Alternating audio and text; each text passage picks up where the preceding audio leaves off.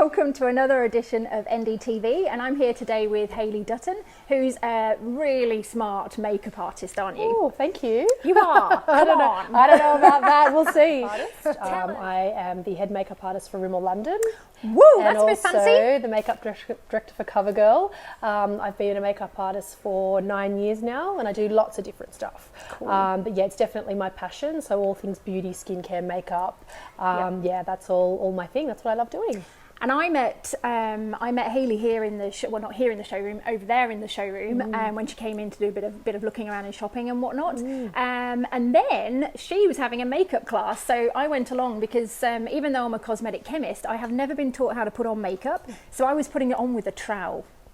Actually, no, I wasn't. I was just like rubbing it all in wrong, basically. We made a few little amendments. Yeah. But yeah, the master class is an amazing class that everyone can get involved in, and most people don't, realise how easy it is to apply makeup and really just how little you need. I mean, I have quite a lot on at the moment. I don't have so much, but that's because I'm lazy. But it's good to know how to do it, and tips on the order of product application, the tools to use, all that sort of thing. Yeah. We'll probably delve into that a little bit more, I think, another time. Yep. But why I wanted to get Hayley in today is just to look through some of the products we've got on our range, which not so much for the actual product as it is, but more as a base, or even just a way of building a routine of skincare and looking after yourself that is around what you do to prep yourself for wearing makeup, and then maybe how you take it off at the end of the day. So we're just going to look at a couple of products that we've got.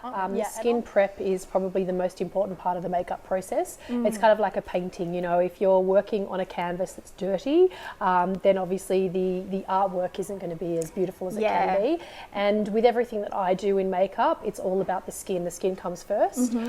So I think skin prep and also skin care are a very, very important part of the process. Getting to know your skin, what your skin needs, and how you can make your canvas the best you can is kind of an individual journey. But there's some sort of global truths out there, I guess, aren't there, about how to look after it. Absolutely. Starting with a good cleanser, I guess. We've got the Micellar water because I just wanted to see, what's your relationship with micellars?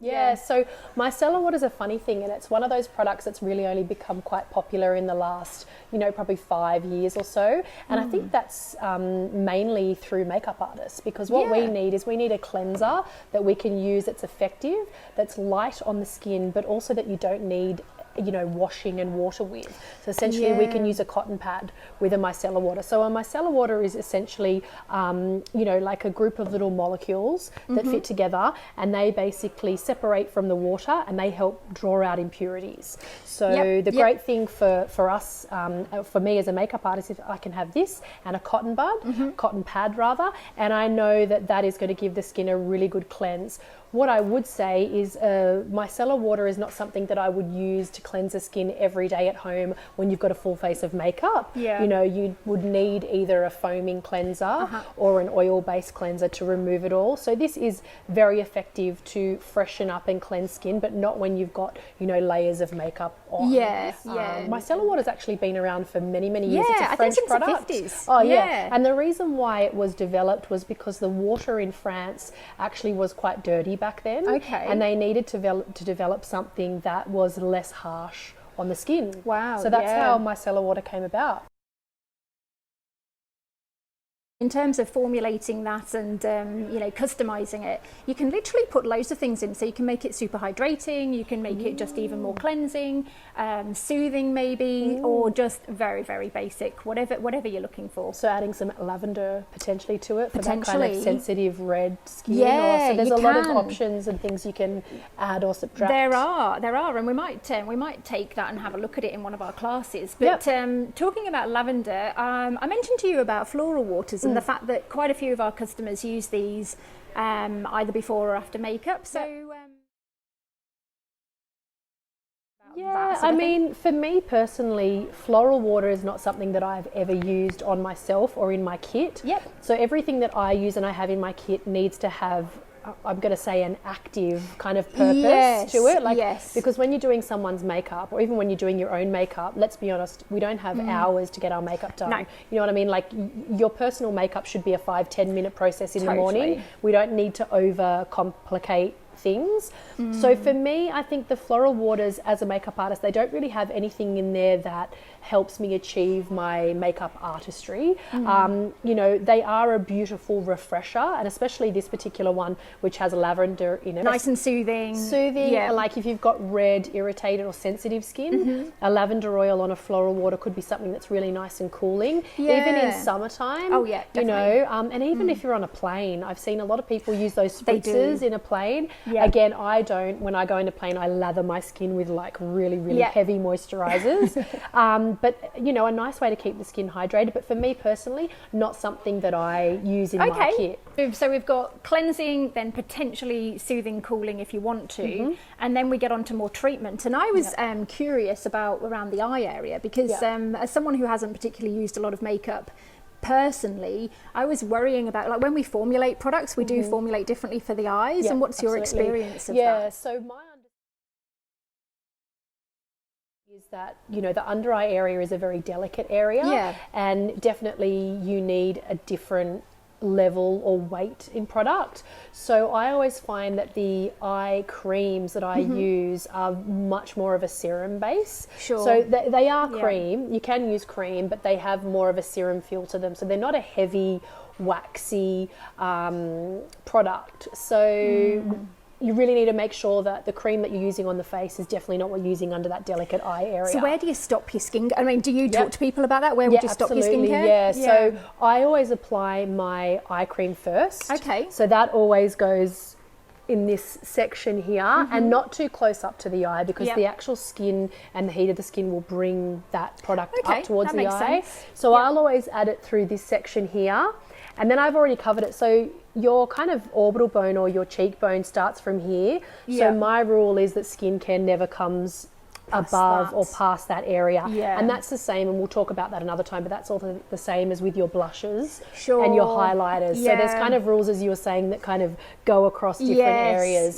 So eye serums or eye creams, again, it's a personal preference as to what type of formula you like. In terms of say using an eye cream and then putting makeup on, do you find that there's anything that stops the makeup applying, or that's not really so relevant? So for me, I'll always apply the eye cream, then I will do the serum, then the cream, face cream over the top. By that stage, if you're using a product that's right for your skin type, your under eye area would have absorbed that product nicely. So if you're finding you're getting to the foundation stage or the priming stage and it's very oily under the eye, that product's too heavy for you. So it's one of those things as well, you've got to kind of trial and error products. Fair enough. So yeah, that's my scoop on the eye cream and eye serum. Sounds good. Well, we've got a couple of serums that we picked up. So we've got our Cosmeceutical eye serum, which is very light actually. This is quite quite sort of like a light gel, like a hyaluronic gel. They want extra hydration.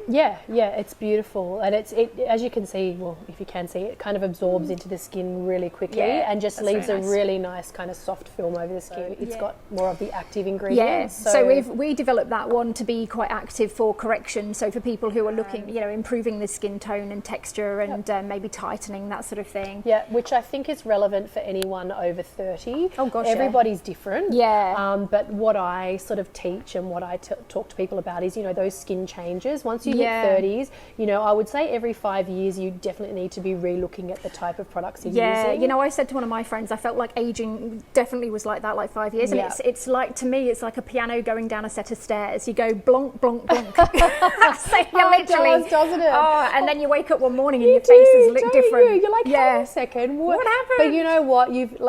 What I am learning in this life, and I probably said it in my masterclass, is that, you know, you really just have to appreciate where you're at now, because you look back and you think, oh my gosh, I looked amazing. Now look at me. Just love who you are now if you can. Look amazing now. Hello. Look, just let's take a second.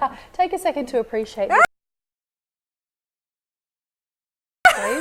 Exactly. So the Cosmeceutical one is kind of a nice one. Now I picked up the cucumber eye gel because lots of people like that, but you weren't so excited about that. I found it quite heavy. So for me, it feels like, do you remember back in the old days when you'd get sunburn and you'd whip on the aloe vera gel, and it was like that kind of thick, cooling.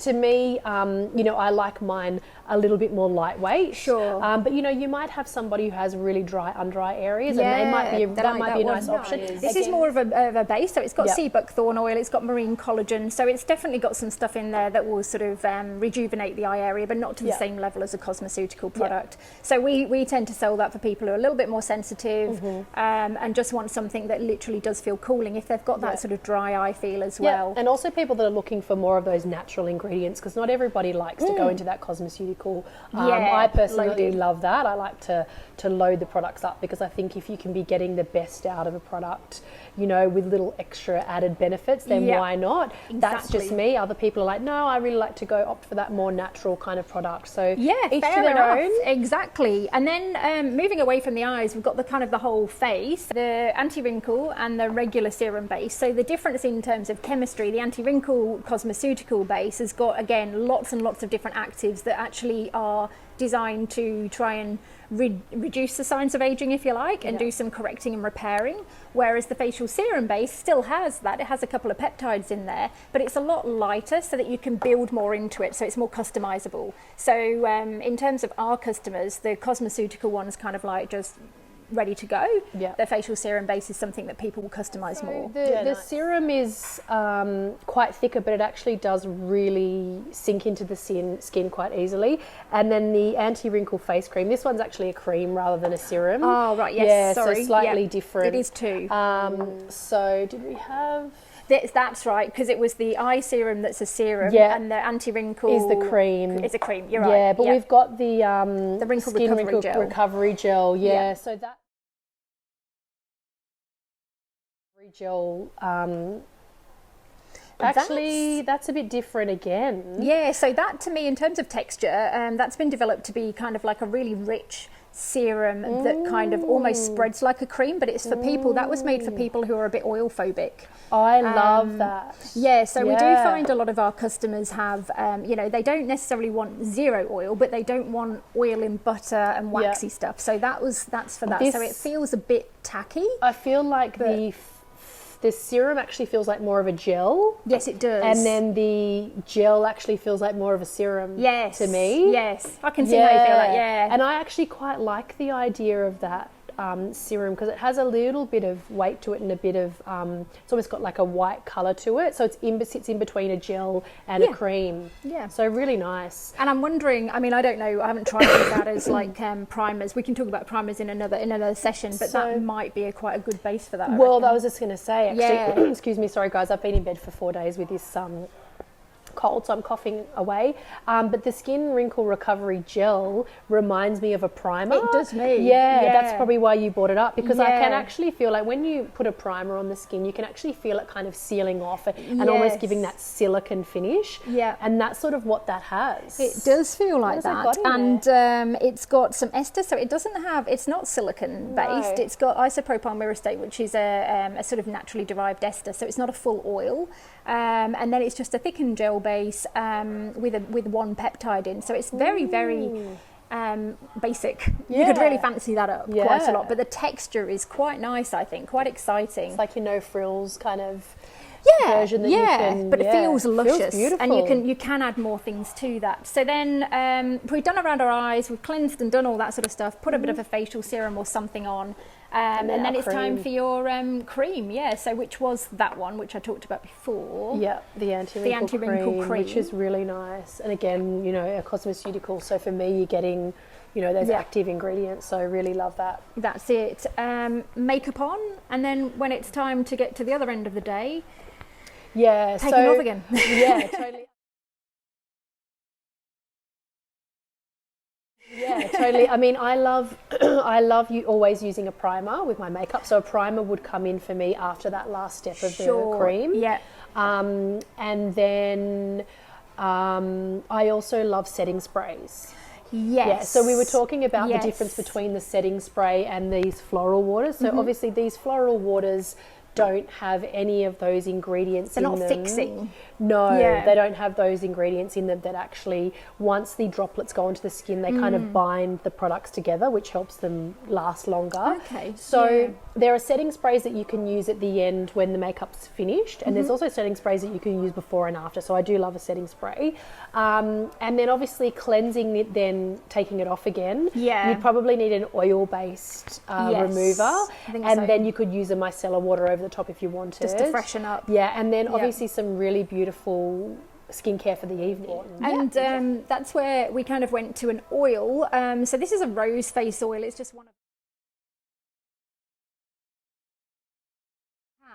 and that was my question about oils, because a lot of our customers are using oils as their moisturisers. They are, yeah. And then, you know, that to me, I think, well, that would slip your makeup off, wouldn't it? Yeah, so really important point. So again, everybody is different. Everyone has different skin. So if you're using an oil in the morning, you'd be somebody who has quite dry skin. Yes. So again, people like 35 and above, as we start to age and our skin gets drier, you know, those oils are quite nice on the skin for hydration. But when you're putting something oily on your face before you're going in to put makeup, you know, there's no grip. It kind of just slides off, and especially in summer, oils, face oils, depending on the person, aren't a great thing to be using in the summertime. Beautiful, actually, if you're not putting any makeup on, because you've got that beautiful glowy skin. Yes. But, you know, for me, again, Everyone's it depends different. on the person, but an oil at night time when your skin's regenerating overnight is a really nice option. Yeah, for I think skincare so. too. And I think people like them as well because they're really super simple, and Yep. there's something that you can play around with at home if you wanted to make a bit of your own blend Yep. and, you know, give them to your friends or whatever. Yeah, so for sure. we've got a whole heap of different things, and we can dive into everything a little bit more depth another time, but Yep. we really wanted to just get a bit of a bit of an overview. And, starter point, see what's exciting. there's lots of things to talk about. Yes. Amazing. Thank you for Bye. watching. Bye.